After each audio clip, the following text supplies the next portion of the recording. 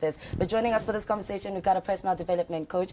Joining us here, Obakeng Mosepele. Obakeng, good morning. Good morning, how are you? I'm doing good, how are you? I'm really good. All right, we are talking about a very deep topic, a very sensitive one, and we have to navigate it very sensitive, right? Yeah, but first, before that, let's get to know you. Personal coach, what do you do? What can we expect from you as the person that we will be getting all this information from today?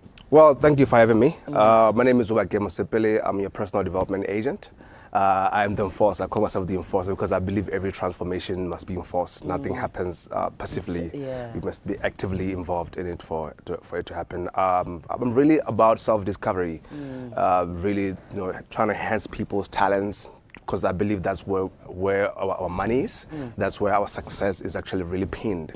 Self-discovery, discover yourself. But I really do both character development, professional development, stuff like that. So I've been doing this thing for over like 10 years. All right. So you've seen quite your fair share of people coming to you, learning to reclaim their self-worth. But today we're talking specifically after experiencing some sort of abuse. When we think abuse, we only think physical abuse, right? Definitely. Can we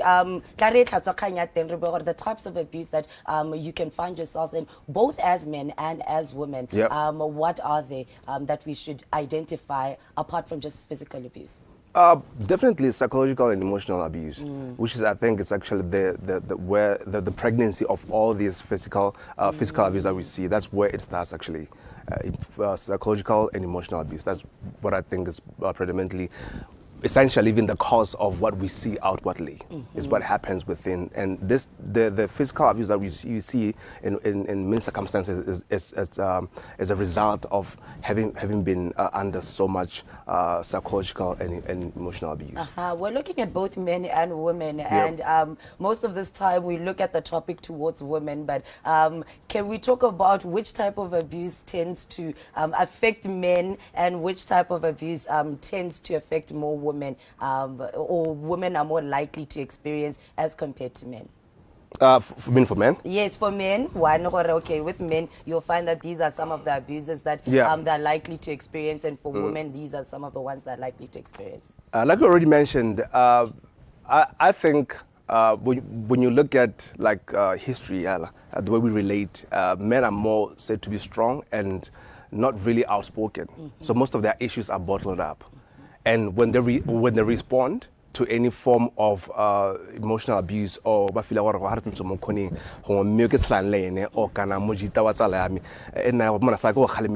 then they sort of revolt with physical violence. So in that aspect, men will experience more on on emotional and psychological abuse than physical abuse, while women will experience more physical abuse from either their friends or the ones that they're in a relationship with.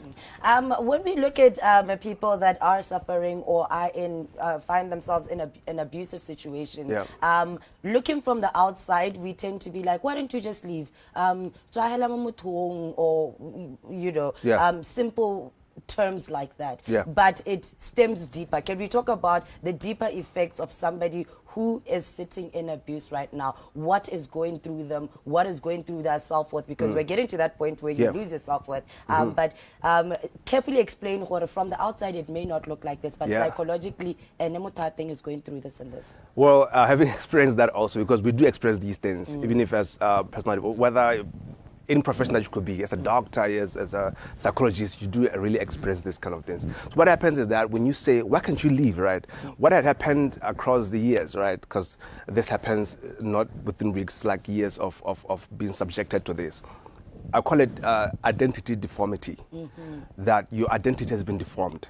Your real identity, who you know yourself to be. You lose yourself. Yes. So now, not even losing yourself, like it's sort of now you have adapted to a new self that has been subjected to this kind of emotional and physical and psychological abuse. Now you identify with that kind of, you think this is me, right? And there's no other way to go. I am this person. And when you the say the person you are told that you are.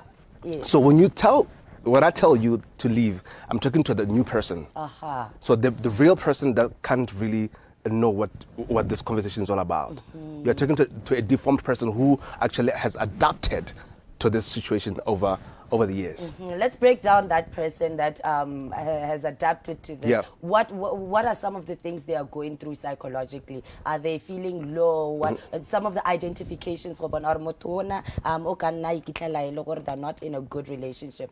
They actually, number one, they lack boundaries. When your character, your identity has been deformed, you lack boundaries. You don't know who you are, first of all, so you can't set boundaries because you are now the new person who doesn't know who they are.